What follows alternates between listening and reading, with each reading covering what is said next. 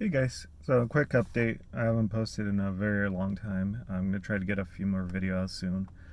Basically, I blew up one of my 7500 Sundowns, so I sold that. I sold the good 7500.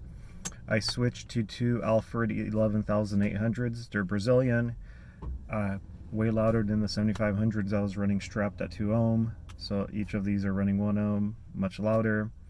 So had to upgrade the headway bank from 96 amp hours to double that. Um, Started having issues with the car falling apart because of that, so I gotta show you guys just how brutal it is now with that much more power. But I'm making this video to show off the new roof brace. So if you guys watch my old videos, you know I had a roof brace where I basically had a pole going from the middle of the box all the way to really the mount here, which is where the lights used to be. And that was in the way. I hated driving with it. It looked really ridiculous. So what I did was actually put this brace together.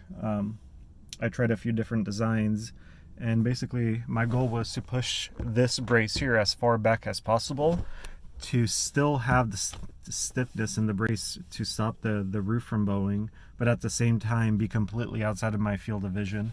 When I'm driving, you can see it's out of the way, and by painting it black, I can't even really notice this even with my peripheral vision unless I really look at it. So it's nice and clean for me as a driver. It doesn't bug me at all. And I painted this white just to kind of match the box so it fills in nicely.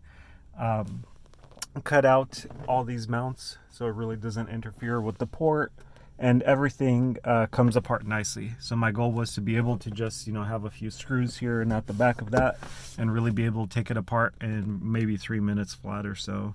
That way it's easy for me to take off if I need to. Otherwise, it not only increases the stiffness of the box, it also, I think, is kind of a safety feature. If I ever get rear-ended, instead of having 700 pounds of box kind of moving towards me, at least it'll have a really solid anchor point here at the front to brace itself against.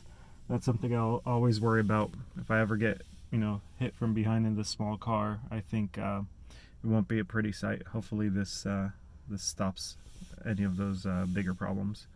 So let's take a quick look at that brace here.